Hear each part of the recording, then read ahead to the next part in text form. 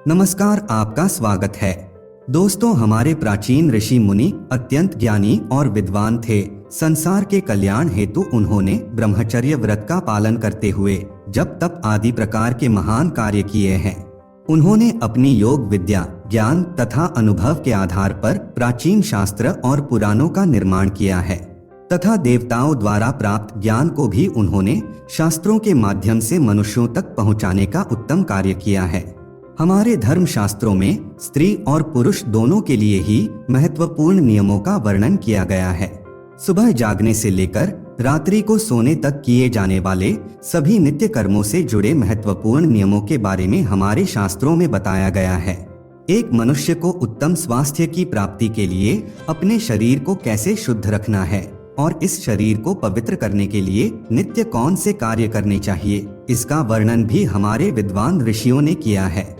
श्री कृष्ण कहते हैं, मनुष्य को अपने शरीर से अत्यधिक मोह नहीं करना चाहिए, किंतु उसे परमात्मा से प्राप्त इस शरीर का नाश भी नहीं करना चाहिए।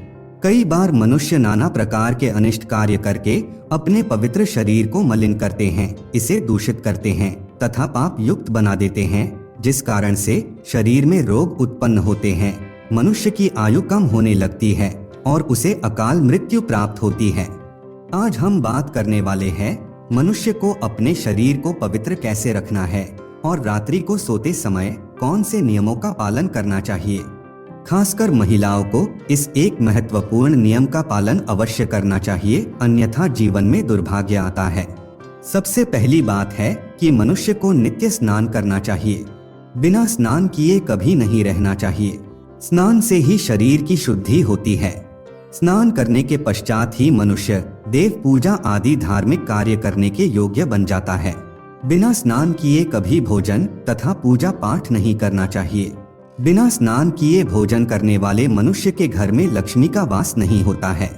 दोस्तों, हमारे सभी धर्म शास्त्रों में बालों के विषय में महत्वपूर्ण ज्ञान दिया गया है। मनुष्य को अपने बालों को कैसे रखना चाहिए, किस दिन कटवाना चाहिए तथा किस दिन नहीं कटवाना चाहिए, बालों को कितना लंबा रखना श्रेष्ठ होता है और बालों से संबंधित क्या तांत्रिक कारण होते हैं, इसके बारे में शास्त्रों में बताया गया है। दोस्तों, हिंदू धर्म में सप्ताह का प्रत्येक दिन किसी न किसी देवता को समर्पित होता है और सप्ताह के प्रत्येक दिन के कुछ नियम भी अवश्य होते हैं। इसी तरह बाल कटवाने से संबंधित भी कुछ नियम होते हैं जो हर दिन के हिसाब से अलग अलग बताए गए हैं। शास्त्रों के अनुसार मनुष्य को अपने बाल मंगलवार, गुरुवार और शनिवार के दिन कभी नहीं कटवाने चाहिए। मंगलवार का दिन मंगल ग्रह से संबंधित होता है।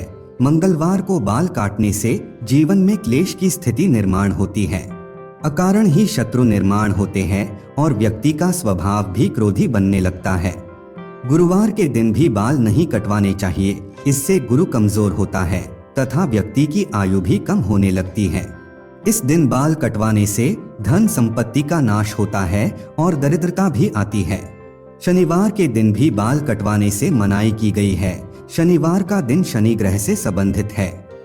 इस दिन बाल कटवाने से अशुभ घटनाएं घटने लगती है। इसीलिए शास्त्रों में मंगलवार, गुरुवार और शनिवार के दिन बाल न कटवाने की सलाह दी गई है, लेकिन बुधवार, शुक्रवार और रविवार का दिन बाल कटवाने के लिए शुभ माना गया है। इसमें से शुक्रवार का दिन ही बाल कटवाने के लिए सबसे अधिक शुभ माना जाता है। इस दिन बाल कटवाने से जीवन में सुख शांति आती है और धन संपत्ति में वृद्धि होती है। दोस्तों, शास्त्रों के अनुसार वातावरण में कुछ ऐसी लहरें अर्थात सूक्ष्म ऊर्जा होती है जो हमें आंखों से दिखाई नहीं देती है।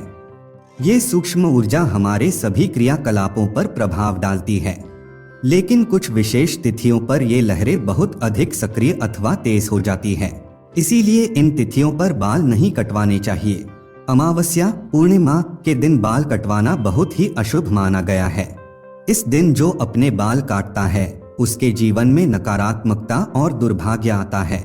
साथ ही मध्य रात्रि में भी अपने बाल नहीं कटवाने चाहिए। इस समय पर वातावरण में तामसिक और नकारात्मक ऊर्जा का प्रवाह अधिक होता है, जिसका सीधा असर हमारे मस्तिष्क पर पड़ता है।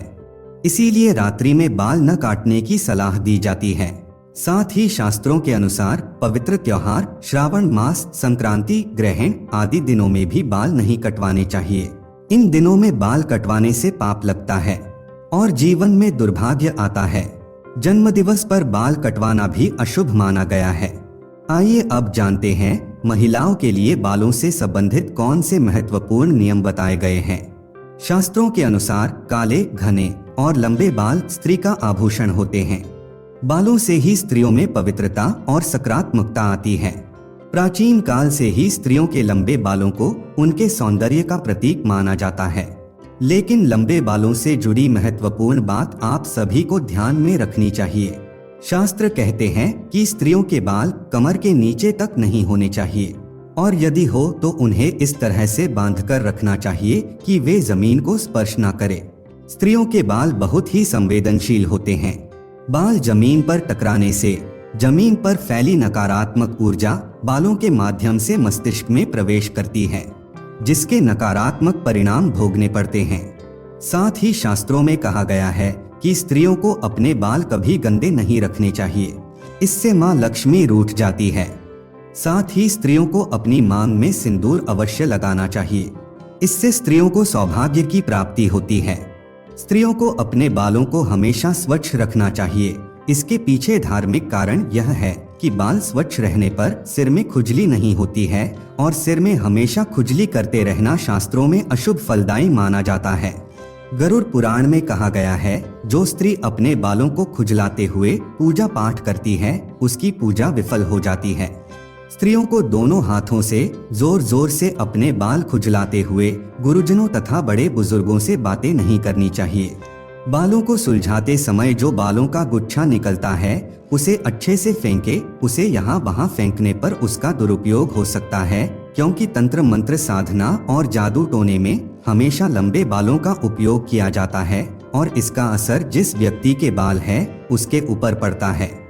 इसलिए महिलाओं को हमेशा अपने बालों को संभाल कर रखना चाहिए। शास्त्रों के अनुसार मासिक धर्म के 3 दिनों तक स्त्रियों को अपने बाल नहीं धोने चाहिए, साथ ही अपने बाल भी नहीं कटवाने चाहिए। वैज्ञानिक दृष्टिकोण से देखा जाए तो मासिक धर्म के समय हमारा शरीर बहुत कमजोर होता है और इस समय कोई भी ऐसा काम नहीं करना चाहिए जिसमें अधिक ऊर्जा की आवश्यकता होती है। कभी भी सूर्यास्त के बाद या सूर्यास्त के समय बाल नहीं धोने चाहिए, ऐसा करना अशुभ माना जाता है।